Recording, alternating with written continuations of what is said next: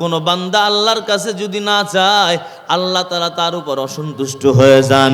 দুনিয়ায় যত সমস্যায় পড়বা, সব সমস্যার সমাধান করবেন কে? জোরে বলো। চাকরি নাই, হে যুবক, ওই চাকরি দেওয়ার মালিক আমার আল্লাহ। দুনিয়ার কোনো মানুষ তোমাকে চাকরি দিতে পারবে না। যদি আল্লাহর ফয়সালা হয়, কেউ তোমাকে চাকরি থেকে ফিরাইতে পারবে না।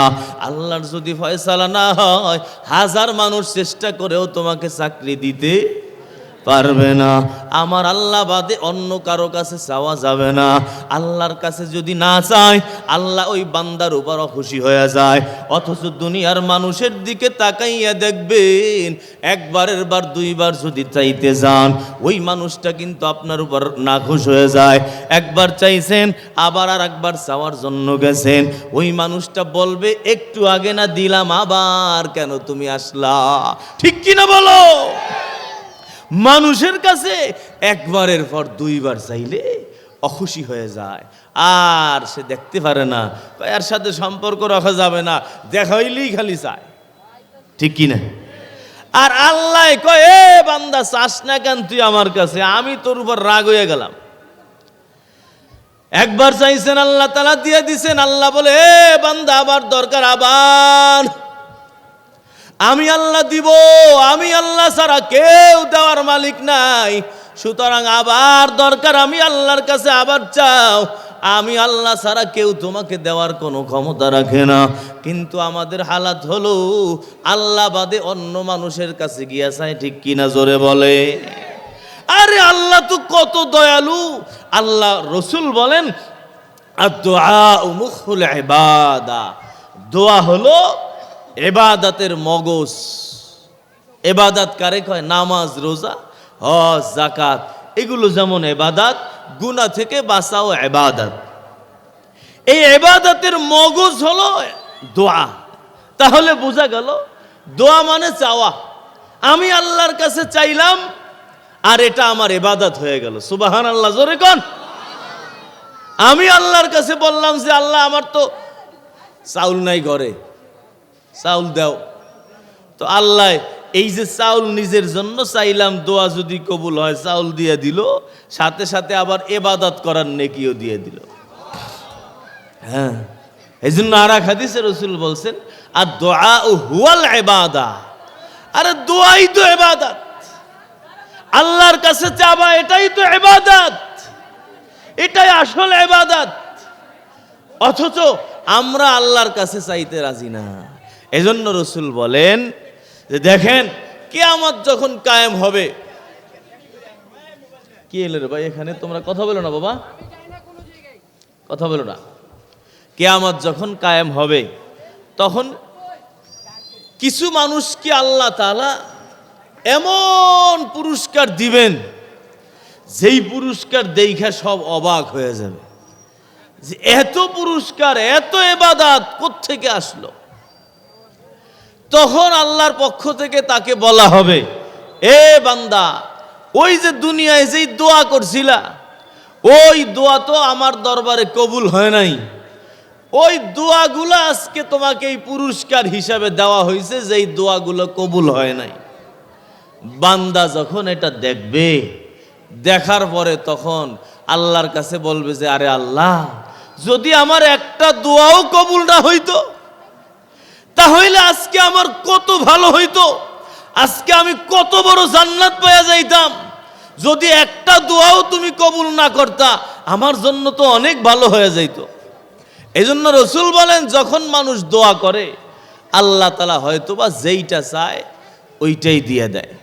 আপনি চাইছেন যেটা, আল্লাহ দিয়েছেন ওইটাই। দ্বিতীয়, যেইটা চাইছেন ওইটা না দিয়ে ওর চেয়ে ভালো আর একটা জিনিস দিয়ে দিছেন। আপনি চাইছেন একটা জিনিস, আমার আল্লাহ বলে, এ বান্দা, না না, এই জিনিসটা তোর কোনো দরকার নাই, এই জিনিসটা তোর কোনো উপকার হবে না। তুই বাহ্যিক মনে করতেছো বান্দা, এটা তোমার বড় উপকারী জিনিস, কিন্তু আমি আল্লাহ তো সব কিছু জানি। ঠিক কিনা বলো? আল্লাহ বলেন যে, বান্দা, আমি তো সব কিছু জানি, তোর আগে পরে সব জানা আছে। এই জিনিসটা যদি বান্দা তোমাকে দিয়ে দেওয়া হয়, ও বান্দা, তাহলে তুমি নামাজ পড়বা না। তুমি যে 5 তলা বাড়ি চাও, যদি 5 তলা দেওয়া হয়, ও বান্দা, তুমি আর মসজিদে কখনো আসবা না। তুমি যে এত বড় ব্যবসা চাও, আমি আল্লাহ যদি দিয়ে দেই, তাহলে তুমি আর নামাজে যাবা না। হে বাবাজিরা, আমার আল্লাহ তাআলা জানেন যেই জিনিসটা আমি আমার আল্লাহর কাছে চাইলাম, ওই জিনিসটা যদি আমার জন্য কল্যাণ না হয়, তাহলে যেটা কল্যাণ, ওই কল্যাণকর জিনিসটা আমার আল্লাহ আমাকে দিয়ে দেন। যেটা চাইলা ওইটাই দেন, অথবা যেটা চাও নাই অথচ ওইটা তোমার জন্য কল্যাণ, ওইটা তোমার মালিক, আমার মালিক তোমাকে আমাকে দিয়ে দেন রে বাবা।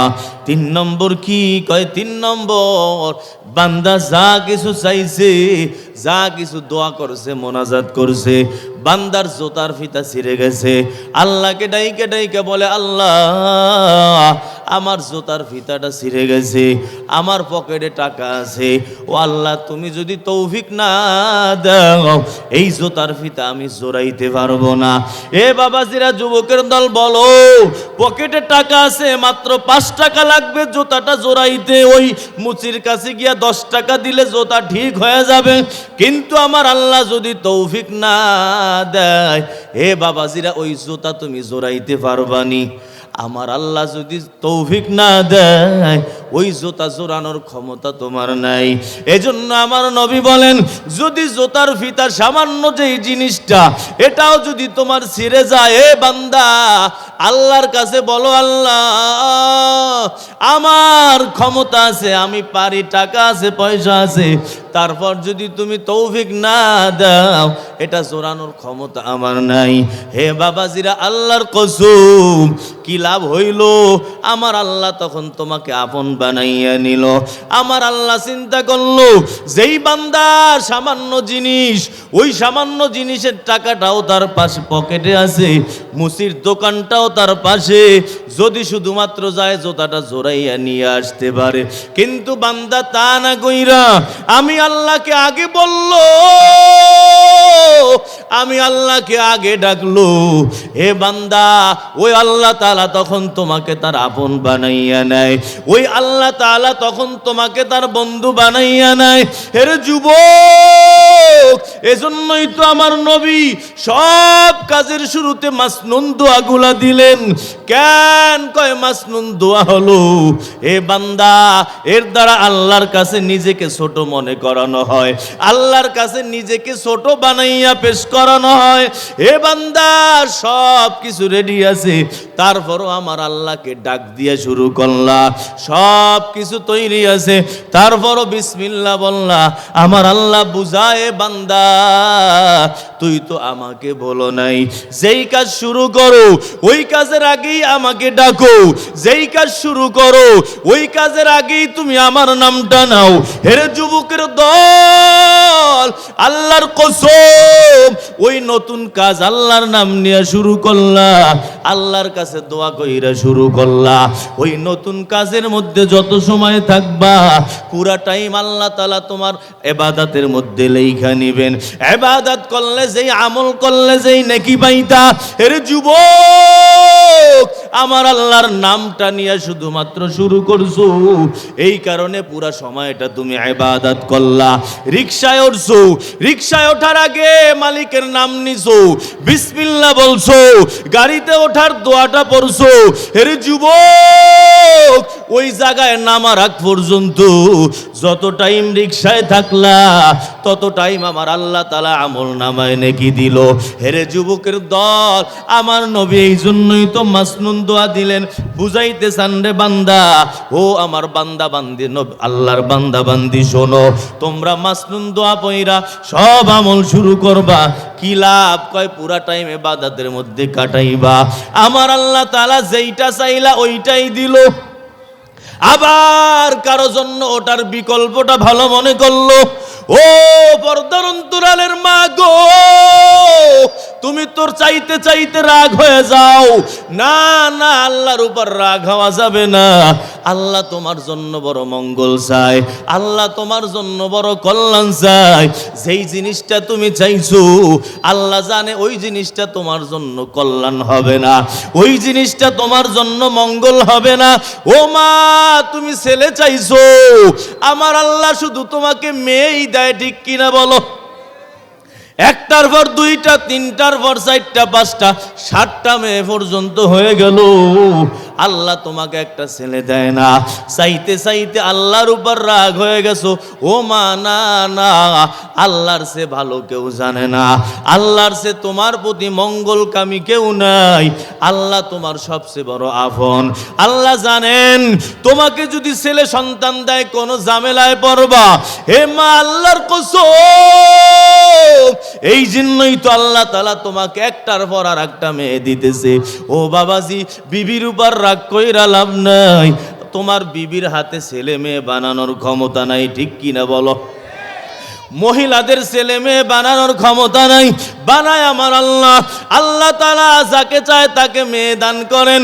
ইয়াহাবু লিমান ইয়াশাউ ইনাসা ওয়া ইয়াহাবু লিমান ইয়াশাউ যুকুরা। আল্লাহ যাকে চায় সন্তান দেয়, আল্লাহ যাকে চায় সন্তান দেয় না। আল্লাহ কাউকে বন্দা বানাইয়া রাইখা দেয়, আবার কাউকে শুধু ছেলে দেয়। ওই মানুষটা মেয়ে পাওয়ার জন্য দোয়া করে, আল্লাহ তাকে মেয়ে দেয় না। আবার কোন মানুষকে শুধু মেয়ে দেয়, ওই মানুষটা ছেলে পাওয়ার জন্য আল্লাহর কাছে দোয়া করে, আল্লাহ তাআলা তাকে ছেলে দেয় না। হে বাবাজিরা, আল্লাহর কসম, তুমি দোয়া করতে থাকো, তোমার এই দোয়া যদি কবুল না হয় আল্লাহ আখিরাতে এর বিনিময় কি পরিমাণ দিবেন তুমি যখন দেখবা।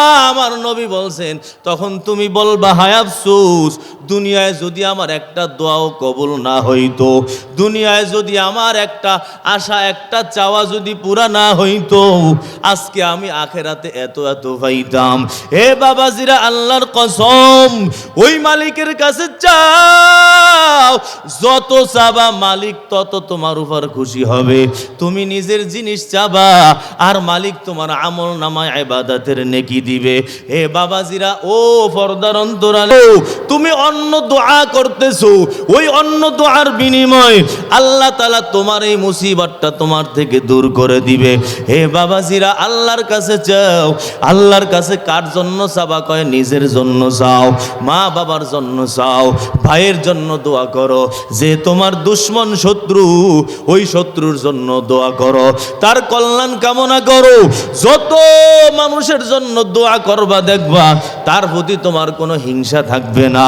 আর এক ভাইয়ের জন্য দোয়া করবা, দেখবা তার প্রতি তোমার কোনো অহংকার থাকবে না।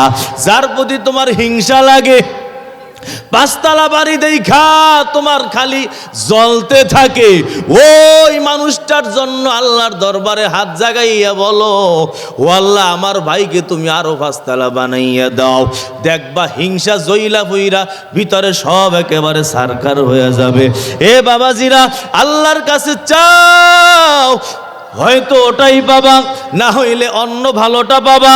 অন্যথায় বিপদ আপদ দূর হয়ে যাবে। অন্যথায় 4 নম্বর কোনটা? আল্লাহ তাআলা তোমাকে জান্নাতে বড় বিনিময় দান করবেন। হে বাবাজিরা, যুবকের দল, এজন্য আল্লাহর কাছে চাওয়া ছাড়া, দোয়া করা ছাড়া আর কারো কাছে চাওয়া যাবে না। কিন্তু আমাদের দিকে তাকাইয়া দেখো, আমরা আল্লাহরে বাদ দিয়া ভণ্ড বাবার কাছে গিয়াছা। মাজারের মধ্যে গিয়া কয়, ও বাবা সন্তান, ঠিক কি না? ওই মাজারওয়ালার কি সন্তান দেওয়ার ক্ষমতা আসেনি বলো? হে বাবা, মাজারে গিয়া সিজদা দেয় কেন? কয় মাজারওয়ালারে বড় মনে করলো।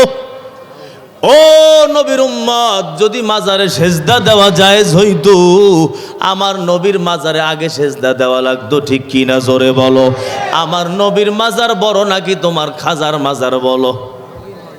নবীর মাজার যদি বড় হয়, যাও আগে নবীর মাজারে গিয়ে আগে একটা সেজদা দাও, তারপরে খাজার মাজারে গিয়ে সেজদা দাও।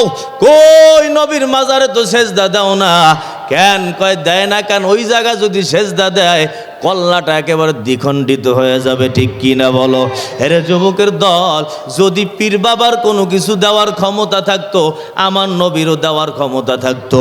অথচ আমার নবী বলছেন, আল্লাহ বলে দিছেন, ও নবী বলেন, কুল্লা আমলিকু লিনাফসি নাফআ ওয়ালা দাররা ইল্লা মাশা আল্লাহ। আমার কোনো কিছু দেওয়ার ক্ষমতা নাই, আমার কোনো কিছু, আমার নিজেরও কোনো উপকার করার ক্ষমতা নাই, অন্য কারো কোনো ক্ষতি করারও ক্ষমতা নাই। আমি নিজের উপকার করতে পারি না, আমি নিজের কোনো ক্ষতি করতে পারি না, আমার হাতে কোনো ক্ষমতা নাই। তবে যদি আমার আল্লাহ চায়, আমার মালিক যদি ইচ্ছা করেন, তাহলে আমি আমার উপকার বা ক্ষতি করতে পারি। হে বাবাজিরা বলো, যেই নবী নিজের উপকার নিজের ক্ষতি আল্লাহর ইচ্ছা ছাড়া করতে পারেন না, ওই নবী অন্যের উপকার বা ক্ষতি আল্লাহর ইচ্ছা ছাড়া করতে পারবেন কি?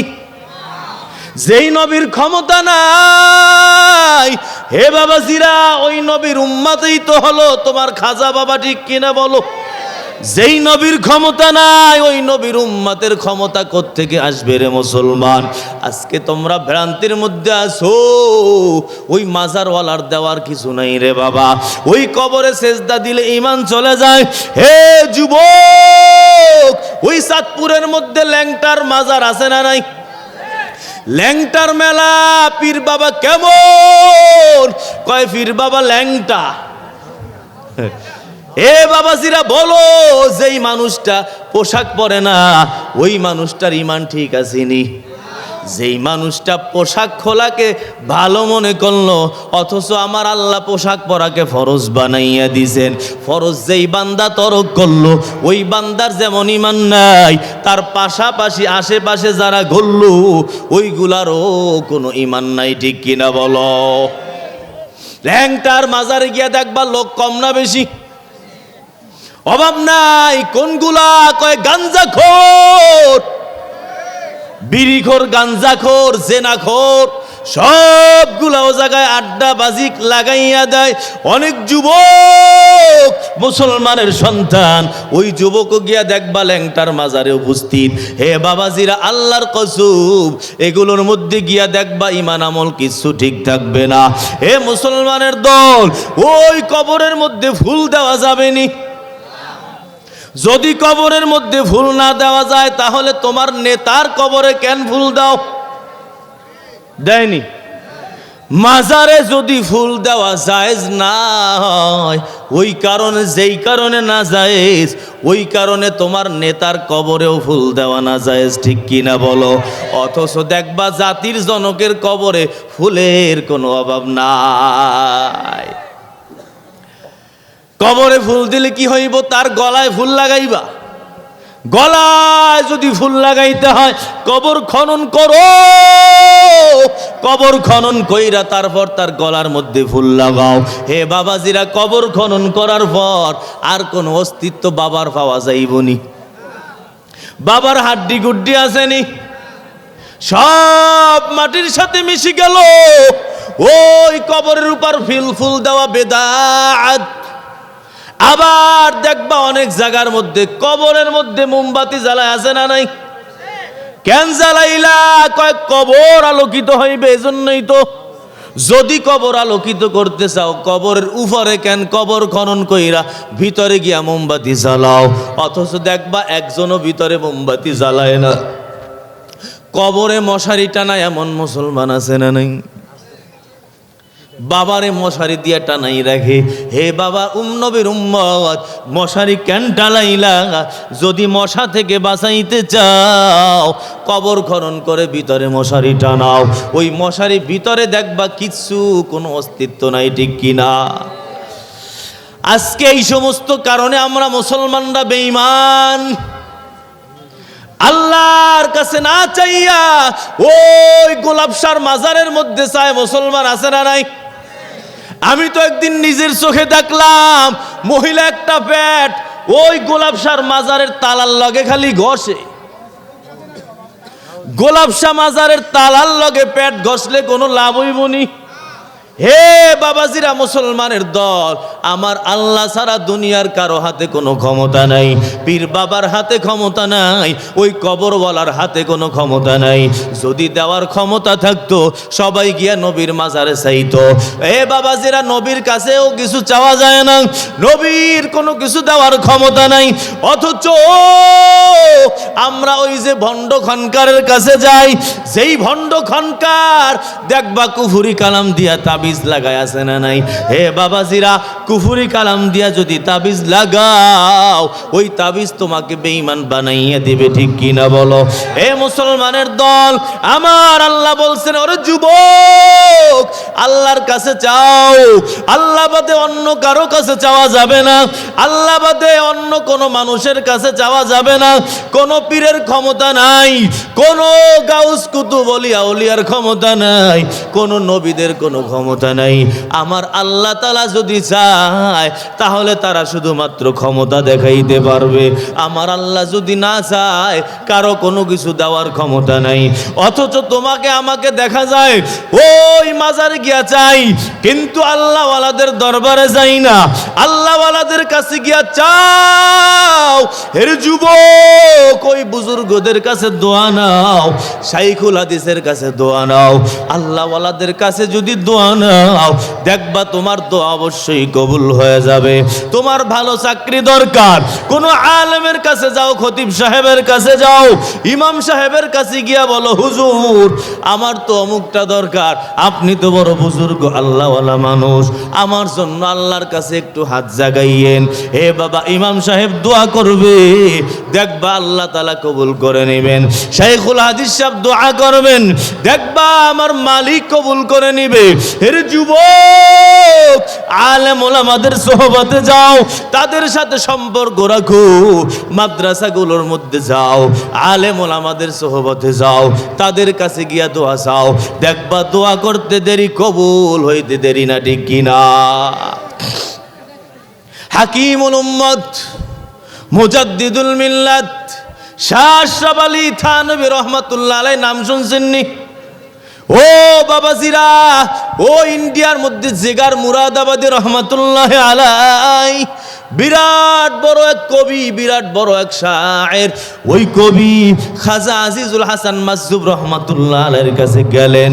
খাজা আজিজুল হাসানকে জিজ্ঞাসা করলেন, ও আল্লাহওয়ালা, তুমি তো বড় বাংলা শিক্ষায় শিক্ষিত, তুমি তো বাংলা শিক্ষা অর্জন করছো, তুমি তো কোনো আরবি পড়ো নাই, কিন্তু এই যে লেবাস পোশাক কোথায় পাইলা? টুপিগুলা তুমি কোথায় পাইলা? টুপি কোথায় পাইলা? পাঞ্জাবি কোথায় পাইলা? কেমনে তুমি এইরকম দিনের পথে আসলা? আজিজুল হাসান মাজজুব রহমাতুল্লাহ আলাইহি বলে, ও বাবাজি, ওই হাকিমুল উম্মতের সোহবতে যাওয়ার বরকতে, তার ওসিলায় আল্লাহ তাআলা আমার মধ্যে এমন পরিবর্তন দিয়ে দিয়েছেন। হে নবীর উম্মত, ওই জায়গার মুরাদাবাদী তখন বলতেছেন যে, বাবা আমিও একটু থানবীর সোহবতে যাইতে চাই, আমিও নিজেকে একটু পরিবর্তন করতে চাই, তবে একটা শর্ত আছে। কি শর্ত? কয়, আমি তো মদখোর বান্দা, আমি মদ ছাড়তে পারি না, 24 ঘন্টা আমি মদ নিয়ে পইরা থাকি, আমাকে মদ খাইতে হবে। তুমি গিয়া থানবীকে জিজ্ঞাসা করো, ওই খানকায় বসে বসে মদ খাওয়া যাবে নি, আমি তার সোহবতে যাব, তার কাছ থেকে দোয়া নিব, কিন্তু মদ ছাড়তে পারবো না, আমি খানকায় বসে বসে মদ পান করব। আল্লাহর তাআলার বান্দা ওই খাজা আজিজুল হাসান মাজজুব তখন তাকে বললেন, রে শোনো, ওই খানকায় গিয়া তো মদ খাওয়া যায় না, ওটা তো ভালো মানুষদের জায়গা, ওটা তো আল্লাহওয়ালাদের জায়গা, তারপরও যেহেতু তুমি বলছো, আমি থানবীর কাছে গিয়ে জিজ্ঞাসা করব। থানবীর সোহবতে গিয়া জিজ্ঞাসা করলেন, হুজুর জিগার মুরাদাবাদী আপনার সোহবতে আসতে চায়, প্রসিদ্ধ বড় হিন্দুস্তানের বড় শায়ের থানভী রহমাতুল্লাহ আলাইহি তাকে চিনতেন, তবে শর্ত লাগাইছে আপনার খানকায় আইসা বান্দা মদ পান করবে। থানভী জিজ্ঞাসা করলেন, কি উত্তর দিছু? খাজা আজিজুল হাসান মাজজুব বলেন, আমি তাকে উত্তর দিলাম, এ বাবাজি, খানকায় তো মদ খাওয়া যায় না, তারপরও আমি জিজ্ঞাসা করে নেই, যদি অনুমতি দেয় তাহলে তুমি ওখানে গিয়ে মদ পান করতে পারবো। আল্লাহর বান্দা এই কথা বলার পর থানবী রহমতুল্লাহ আলাই বললেন, শোনো, তুমি তো সঠিক উত্তর দাও নাই। এই খানকাগুলো হলো মানুষের জন্য হসপিটাল। হসপিটালের মধ্যে যেমন রোগীরা আগমন করে, খানকাগুলো হলো রুহানি হসপিটাল। এখানেও রোগীরা আগমন করবে, তাদের রোগ নিয়ে আসবে, রোগগুলাকে তা দূর করে দিবেন। হে বাবাজিরা, ওই জিগার মুরাদাবাদীকে ডাইকা আনতে পাঠাইলেন। জিগার মুরাদাবাদী খাতা নবীর সোহবতে আসলেন। সোহবতে আসার পর তা নবীকে বললেন, ও থা নবী, ও আল্লাহওয়ালা বুজুর্গ, আমার জন্য 4টা দোয়া আপনি আল্লাহর কাছে করবেন। আল্লাহর কাছে 4টা দোয়া আমার জন্য আপনি চাইবেন। আল্লাহ যেন এই দোয়াগুলা অবশ্যই কবুল করে। আপনি বুজুর্গ মানুষ, যদি দোয়া করেন আল্লাহ আপনার দোয়া ফেরত দিবে না। কি কি 4টা দোয়া? কয়েক নম্বর দোয়া করবেন, যেন আমি মদ পান করা ছাইরা দিতে পারি, আমি যেন আর মদ কোনোদিন না খাই। এই দোয়াটা আমি আপনার কাছে চাই। থানবী রহমতুল্লাহ আলাই সাথে সাথে আল্লাহর দরবারে হাত জাগাইছেন। ওগো আল্লাহ, তোমার বান্দা তো মদ ছাড়তে চায়, কিন্তু ছাড়তে পারতেছে না রে আল্লাহ। আমার কাছে আবেদন করছে তোমার কাছে বলার জন্য। ও আল্লাহ, আমি গুনাহগার বান্দা তোমার কাছে তার পক্ষে সুপারিশ করতেছি, তোমার বান্দাকে তুমি মদ ছাড়ার তৌফিক দিয়া দাও। 1 নম্বর দোয়া থানবী রাহিমাহুল্লাহ করে দিলেন। 2 নম্বর দোয়া কি দোয়া? কয় আমার জন্য দোয়া করবেন, আমি যেন 1 মুষ্টি পরিমাণ দাড়ি রাখতে পারি। হে বাবাজিরা, জিগার মুরাদাবাদীর মুখের মধ্যে কোনো দাড়ি নাই। আল্লাহওয়ালা থানবীর দরবারে গিয়া ওই জিগার মুরাদাবাদী দোয়া চাইছেন, হুজুর আল্লাহ যেন আমাকে 1 মুষ্টি দাড়ি বানাইয়া দেয়। হে যুবকের দল, জানো এই দাড়ি কাটা কত বড় গুনাহ? দুনিয়ার মধ্যে দ্বিতীয়টা এমন কোনো গুনাহ নাই। কয় দাড়ি কাটলে কত বড় কবিরা গুনাহ। ঘুমাইয়া আসো, ওই ঘুমের মধ্যেও তোমার আমল নামায় সেকেন্ডে সেকেন্ডে কবিরা গুনাহ। হেরে যুবকের দল, তুমি নামাজে আসো, দাড়ি নাই, ওই নামাজের মধ্যে সেকেন্ডে সেকেন্ডে কবিরা গুনাহ। ও বাবাজি, ওই যে তুমি চাকরির মধ্যে আসো, তোমার মুখের মধ্যে দাড়ি নাই, সেকেন্ডে সেকেন্ডে কবিরা গুনাহ লেখা হয়। বাইতুল্লাহর তাওয়াফ করো, কাবা শরীফ ধইরা ধইরা আল্লাহর দরবারে কাইন্দা কাইটা দোয়া করতেছো, চোখের পানি ঝরাও, ওই কাবা ঘরের হজরে আসওয়াদকে চুম্মা দাও। হে বাবা, হজরে আসওয়াদ সব গুনাহগুলা টাইনা নিয়ে যায়, কিন্তু তোমার মুখে দাড়ি নাই। যেমন গুনাহ টানতেছে, ওদিক থেকে আবার তোমার আমলনামায় গুনাহ জমা হইতেছে। এরে যুবকের দল, কেমনে ওই কিয়ামতে নবীর সামনে তুমি দাঁড়াইবা? এই দাড়ি ছাড়া যদি কবরে যাও, আল্লাহর কসম, হে যুবক, আমার নবী তোমার জন্য সুপারিশ করবে না রে বাবা। ওই কিয়ামতের ময়দানে হাউজে কাউসারের পানি পান করা ছাড়া কেউ নবীর সুপারিশ পাবে না রে বাবা। ওই কিয়ামত যখন কায়েম হবে, কিছু মানুষকে নবী হাউজে কাউসার থেকে ফেরেশতারা তাড়াইয়া দিবে। এর যুবক, যদি দাড়ি ছাড়া যাও, এ বাবা রাগ করবা না, পাও 2টা ধইরা তোমারে বলি, আমার নবীর মুখে দাড়ি আছে কি নাই বলো? আমার নবীর মুখে দাঁড়িয়ে আছে, আমার নবীর উম্মত যারা তাদের মুখেও দাঁড়িয়ে আছে। দুনিয়ায় যত নবী আম্বিয়ায়ে কেরাম পাঠাইলো, একজন নবী এমন পাবা না যেই নবী তার দাড়ি শেভ করছে। এ বাবা, এটা আল্লাহর বিধান। আমার নবী বলেন, আউফুল লুহা, দাড়িকে লম্বা করো, ওয়াহফুস শাওয়ারিব, মুসকে খাটো বানাও। অথচ তাকাইয়া দেখো, দাড়ি নাই কিন্তু মোস আছে, এমন মুসলমান আছে না নাই? জোরে বলো।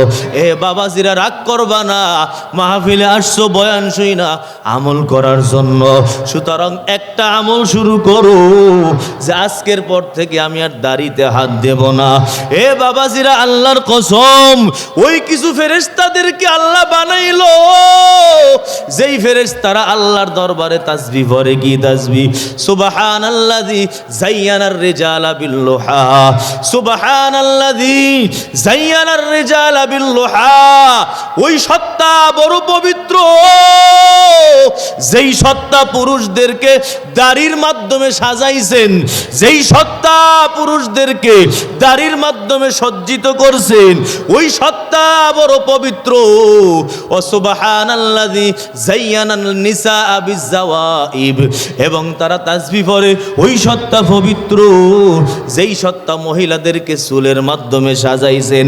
মহিলাদের সৌন্দর্য যেমন চুল, তোমার আমার সৌন্দর্য তেমন দাড়ি। হে যুবকের দল, আল্লাহর কসম, কখন যেন কোন টাইমে তোমার ইন্তেকাল আইসা যায় জানা নাই। তুমি চিন্তা করতেছো রিটায়ার্ড হওয়ার পর দাড়ি রাখবা। আল্লাহর কসম, কে তোমাকে বললো রিটায়ার্ড হওয়া পর্যন্ত টাইম পাবা? ও বাবাজিরা, কত মানুষের দিকে তাকাইয়া দেখো, ওই তোমার মতো যুবক রাস্তাঘাটের মধ্যে হুন্ডা অ্যাক্সিডেন্ট করে মারা গেল, তোমার মতো যুবক ওই গাড়ি অ্যাক্সিডেন্ট করে মারা গেল, মাত্র চাকরি লইল, মাত্র বিবাহ করলো, এমন যুবক ক্যান্সার হয়ে মারা গেল, একটা সন্তান হয়েছে, এমন যুবক দুনিয়া থেকে বিদায় হয়ে যায় রে বাবা। দুনিয়ায় আসার সিরিয়াল আছে কিন্তু যাওয়ার কোনো সিরিয়াল নাই। হে বাবাজিরা, আল্লাহর কসম, তুমি তো চিন্তা করছো কিছুদিন পর হারাম ছাড়বা, কিছুদিন পর তুমি পর্দা ধরবা, কিন্তু বাবা কিছুদিন পর্যন্ত তুমি বাঁচবা এটার গ্যারান্টি তো আল্লাহ তাআলা তোমাকে দেয় নাই। ও পর্দার অন্তরালের মা, তুমি এখন থেকে আমল শুরু করো, ওই কিছুদিন পর শুরু করবা না, না এটার কোনো গ্যারান্টি নাই। ওই কিছুদিন পর পর্দা ধরবা, এটার কোনো গ্যারান্টি নাই। এ বাবাজিরা, আল্লাহর কসম, এখন থেকে এই মুহূর্তে থেকেই সব আমল ঠিক বানাও, আল্লাহওয়ালা হয়ে যাও রে বাবা। আল্লাহওয়ালা না হইয়া যদি ওই কবরে যাও, ওই কবর কিন্তু ছাড়বে না রে বাবা। এ বাবারা, ওই কবরের মধ্যে 70 থেকে 99টা সাপ দেখবা, কত গুনাহগারের কবরের মধ্যে আগুন জ্বলতেছে দাউ দাউ দাউ দাউ করে। গত কয়েক বছর আগে সিরাজগঞ্জের এক কবর, ওই কবর থেকে হঠাৎ করে আগুন বের হয়েছে। এ বাবাজিরা, যত গুনাহগারের কবর দেখবা এর মধ্যে আগুন জ্বলে, বড় বিপদ আপদের মধ্যে আছে। ওই কবরে যখন বান্দা চিল্লানি দেয়, যদি মানুষ দুনিয়ায় শুনতো, একজন মানুষও দুনিয়ায় বসবাস করতে পারতো না। ও পর্দার অন্তরালের মা, কখন যেন চলে যাও কোনো জানা নাই। ওই জাহান্নামের আগুন সহ্য করতে পারবা না। এক একটা জাহান্নামী কত বড় হবে এর যুবক, আমার নবী বলছেন জিরসুল কাফিরি কাল বুহুদ। এক একটা জাহান্নামের এক একটা দাঁত কত বড়, কয়েকটা একটা উহুদ পাহাড়ের সমান। ওই যে মদিনার মসজিদে নববী থেকে বের হওয়ার পর তাকাইলে দেখবা বিরাট বড় একটা পাহাড় দেখা যায়। ওই পাহাড়ের নাম হলো উহুদ পাহাড়। হে যুবক, এমন 32টা উহুদ পাহাড় তোমার যদি মুখের মধ্যে ঢুকানো হয়, ওই মুখটা কত বড় হবে? যেই মুখটা এত বড়, ওই মুখটার মাথাটা কত বড় হবে? যেই মুখটার মাথাটা এত বড়, ওই মুখটার দেহটা কত বড় হবে রে যুবক। ও পর্দার অন্তরালের মা, 70টা উহুদ পাহাড় সমান তোমার দাঁত হয়ে যাবে। হে বাবাজিরা, আল্লাহর নবী বলছেন মা বাইনা মানকিবাইল কাফির মাসিরাতু সালাসির রাকিবিল মুসরি, যে কাফের হবে জাহান্নামে যাবা, তার এক কাত থেকে আর এক কাত পর্যন্ত কত দূর?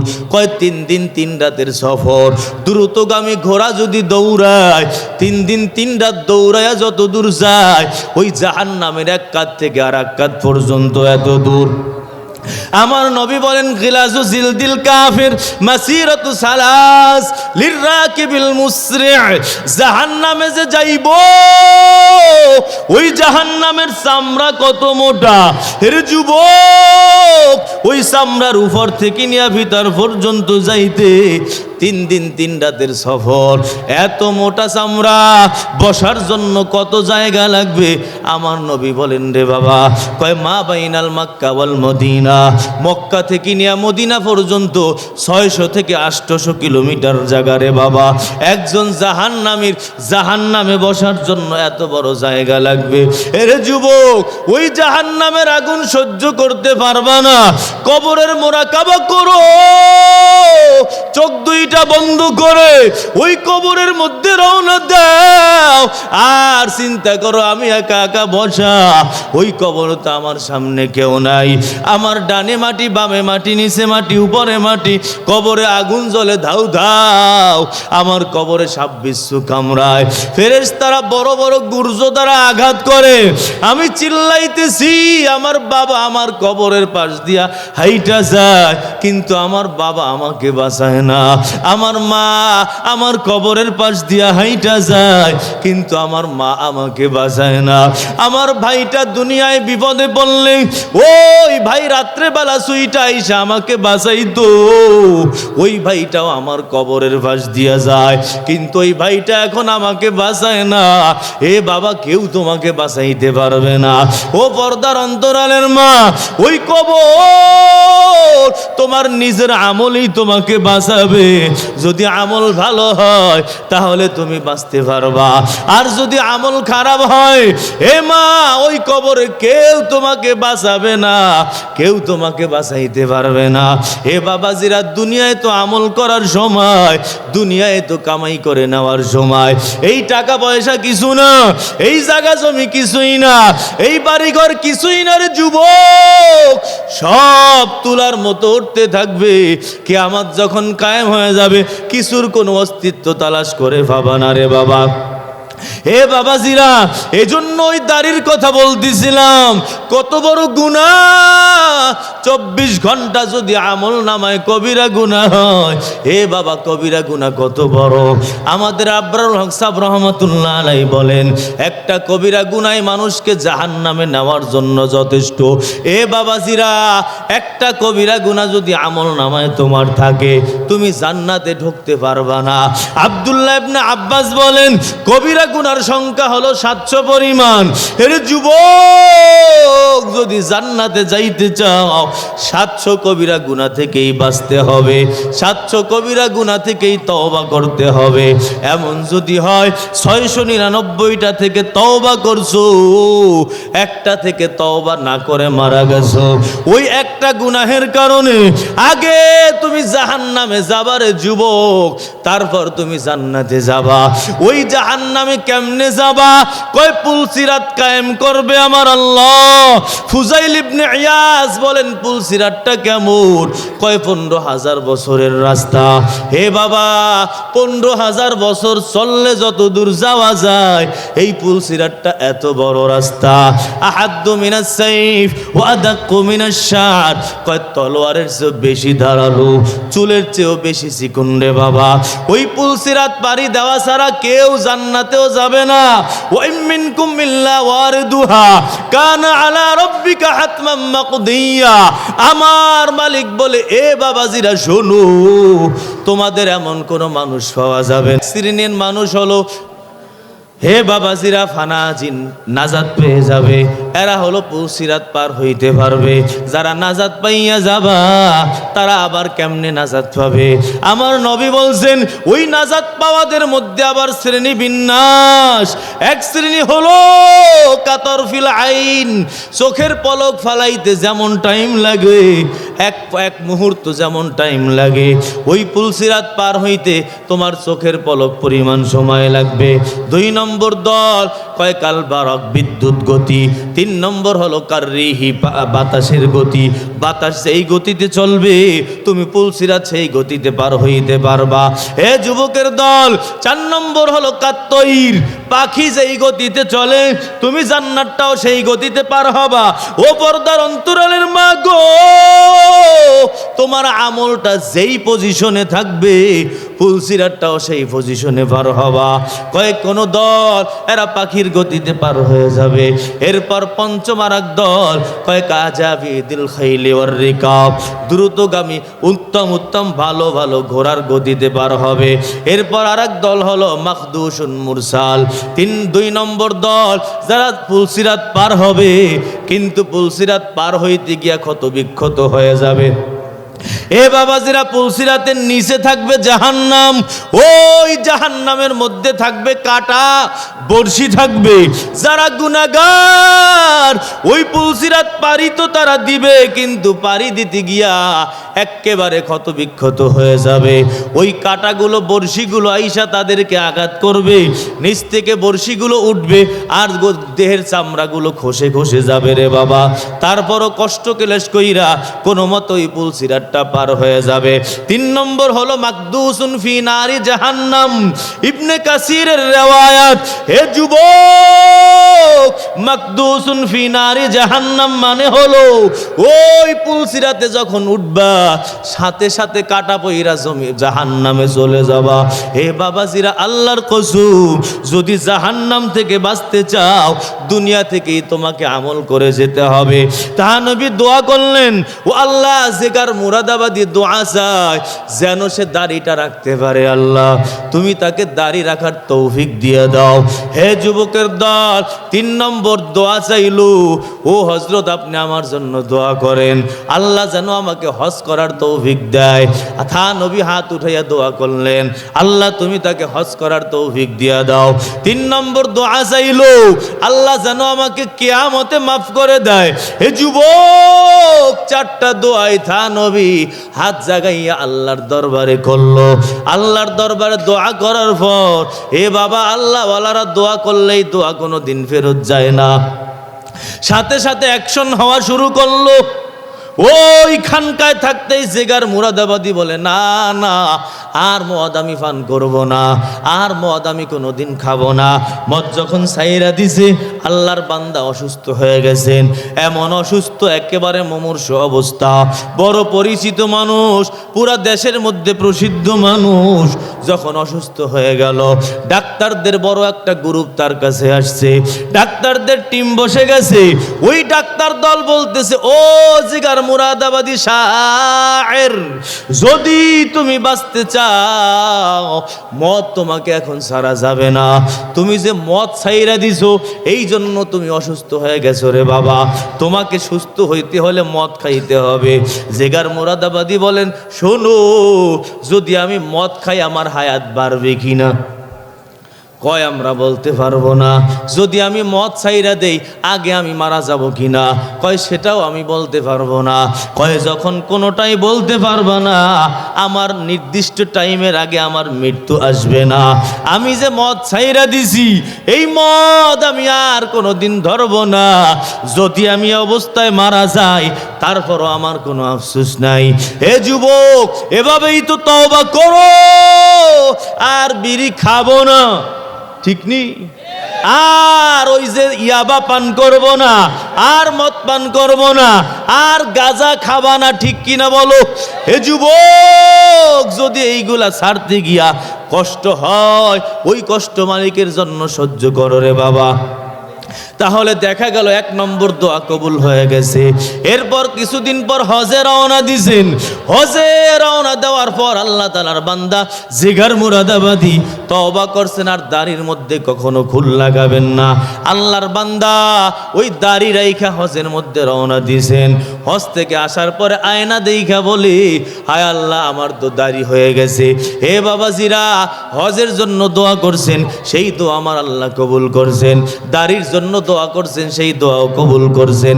4 নম্বর যেই দোয়া, সেটা হলো আল্লাহ যেন মাফ করে দেয়। যেহেতু 3টা কবুল, 4 নম্বরটাও কবুল করবে আমার আল্লাহ। আল্লাহ, তুমি তো রহমান, তুমি তো রহিম। আল্লাহ, তুমি দয়া করে মায়া করে আমাদের সকলের হাত দুখানা তোমার দরবারে কবুল আর মঞ্জুর করে নাও। আমরা এমন কোনো গুনাহ নাই যেই গুনাহ করি নাই। ও মালিক, সব গুনাহ থেকে তোমার দরবারে তওবা করলাম, আর কোনোদিন গুনাহ করব না। আল্লাহ তুমি দয়া করে আমাদের তওবা কবুল করে নাও, তওবার উপর অটল থাকার তৌফিক নসিব করে দাও। আমরা যারা হাত জাগাইলাম অনেকের মা নাই বাবা নাই রে আল্লাহ, ও আল্লাহ যাদের মা নাই বাবা নাই তাদের বুক বরাবর ব্যথা বেদনা। ওই মা বাবা কত আদর করে যত্ন করে আমাদেরকে লালন পালন করলেন, নিজে না খেয়ে সন্তানগুলোকে খাওয়াইলেন, নিজে না পড়ে সন্তানগুলোকে পড়াইলেন। আজ ওই মা বাবা দুনিয়ায় বেঁচে নাই। ও আল্লাহ ওই মা বাবার জন্য তোমার দরবারে ক্ষমা ভিক্ষা চাইতেছি। আল্লাহ তুমি দয়া করে মায়া করে মা বাবার কবরগুলোকে জান্নাত বানায় দাও রব্বে কারিম। আল্লাহ ওই জনম দুঃখিনী মা কত বছর হয়ে গেল আজকে দুনিয়ার মধ্যে বেঁচে নাই। ওই বাবা কত বছর হয়ে গেল দুনিয়ায় নাই, জানি না কি অবস্থায় কি হালাতে যেন তারা কবরে আছে। আল্লাহ তোমার দরবারে দোয়া চাই, দাড়ি পাকা মুরাব্বিদের কিনিয়া তোমার দরবারে হাত জাগাইলাম। ও আল্লাহ পর্দার অন্তরালের মা বোনদের কিনিয়া তোমার দরবারে হাত জাগাইলাম। আল্লাহ যার হাত কবুল হয় তার ওসিলায় মাফ করে দাও, তার ওসিলায় আমাদের জন্য তুমি জান্নাতের ফয়সালা করে দাও রব্বুল আলামিন। আল্লাহ আমাদের কাউকে তুমি ওই জাহান্নামে ফালাইও না, ও আল্লাহ জান্নাতি না বানাইয়া ডাক দিও না। আল্লাহ তুমি জাহান্নাম থেকে মুক্ত না বানাইয়া ওই কবরে আমাদেরকে তুমি ডাক দিও না। আল্লাহ রব্বে কারিম আমাদেরকে তোমার দরবারে কবুল করে নাও, তোমার খাঁটি ওলি বানাইয়া দাও, তোমার খাঁটি বন্ধু বানাইয়া দাও। আল্লাহ ওলি না বানাইয়া আমাদেরকে কবরে ডাক দিও না রব্বে কারিম। আল্লাহ আমাদের সবাইকে নামাজি বানাইয়া দাও, ও আল্লাহ সবাইকে দাড়ি রাখার তৌফিক দিয়া দাও মওলায়ে পাক, সঠিক পর্দা করার তৌফিক দিয়া দাও ইয়া আল্লাহ। কবিরা গুনাহ থেকে বাঁচার তৌফিক দাও, হারাম থেকে বাঁচার তৌফিক দাও, হালাল খাওয়ার তৌফিক দান করে দাও রে আল্লাহ। যারা হারাম খায় তাদের কোনো ইবাদত কবুল হয় না। ও মালিক যারা হারাম খাইবো তারা তো জান্নাতে যাবে না, এই বুঝ আমাদের সবাইকে তুমি দান করে দাও। ও আল্লাহ হারামের মধ্যে আমাদেরকে মুখ যেন আমরা না দেই। আল্লাহ হালাল খাওয়ার তৌফিক দিয়া দাও। আল্লাহ জানি না কে যেন তোমার দরবারে কি চায়। আল্লাহ সকলের দিলের নেক তামান্না আশা আকাঙ্ক্ষা পুরা করো। বুড়া বাবাজিদেরকে হযরত আবু বকর সিদ্দিকের মতো বানাইয়া দাও, যুবকদেরকে হযরত ওমর ফারুক আলীর মতো বানাইয়া দাও। ও আল্লাহ পর্দার অন্তরালের মা বোন তারাও তো হাত জাগাইলো, আল্লাহ তুমি তাদেরকে খাদিজা ফাতেমার মতো বানাইয়া দাও। আল্লাহ মনের আশা পুরা করো। ও মাওলা সন্তানদেরকে কবুল করে নাও। আল্লাহ সংসার নিয়া সকলকে স্বাচ্ছন্দ্যের জিন্দেগি নসিব করে দাও, বিপদ আপদ মুসিবত থেকে হেফাজত করো। আল্লাহ এই মাহফিল তোমার দরবারে কবুল করে নাও। যেই মাদ্রাসার উদ্যোগে মাহফিল ওই মাদ্রাসা তোমার দরবারে কবুল করে নাও। মাদ্রাসার ওস্তাদ ছাত্র প্রিন্সিপাল সহকারে খাদিমিন মুঈন সাহায্যকারী সহযোগী সকলকে তোমার দরবারে কবুল করে নাও। মাদ্রাসার জন্য স্থায়ী জায়গা জমির ইন্তজাম করে দাও, সমস্ত জরুরত হাজাত পুরো করে দাও। আল্লাহ তালেব ইলমদেরকে হক্কানি রব্বানি আলেম হাফেজ হিসেবে কবুল করে নাও। ইয়া আল্লাহ এই এলাকার সব মানুষগুলাকে কবুল করে নাও, সবাইকে তুমি মাফ করে দাও। আল্লাহ আমি মুসাফির তোমার বান্দাদেরকে নিয়ে তোমার দরবারে হাত জাগাইলাম, ওরে আল্লাহ খালি হাতে আমাদেরকে ফিরাইও না। যত মানুষ অন্ধকার কবরে শায়িত সব মানুষের কবরগুলো তুমি জান্নাত বানাইয়া দাও। যারা যারা দান করলো সকলের দান তোমার দরবারে কবুল করে নাও। অনেকেই দোয়া চেয়েছেন, আল্লাহ যে মাকসাদে দোয়া চেয়েছেন তুমি কবুল করে নাও। আল্লাহ জানা নাই কে জানো কি চায়, আল্লাহ সকলের দিলের নেক আশা পুরা করে দাও। এই মাহফিল তোমার দরবারে কবুল করে নাও, এলাকার হেদায়েতের জারিয়া বানাইয়া দাও রব্বে কারিম। আল্লাহ সহি কথাগুলোর উপর সবাইকে আমল করার তৌফিক নসিব করে দাও। ও আল্লাহ যারা এই মাহফিলের পিছনে টাকা দিয়া পয়সা দিয়া শ্রম দিয়া মেহনত দিয়া যেইভাবে পরিশ্রম করলো আল্লাহ সকলের মেহনত তোমার দরবারে কবুল করে নাও।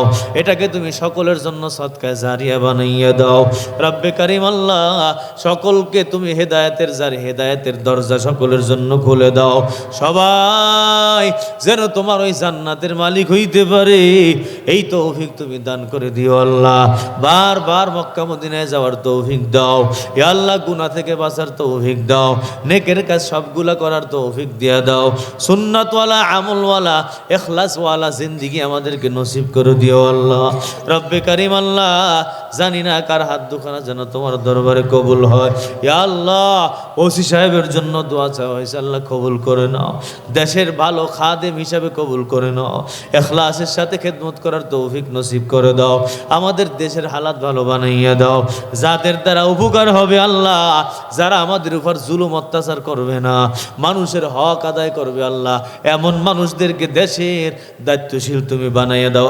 আমিন সুবহান রাব্বিকা রব্বিল ইজ্জাতি আম্মা ইয়াসিফুন ওয়া সালামুন আলাল মুরসালিন والحمد لله رب العالمين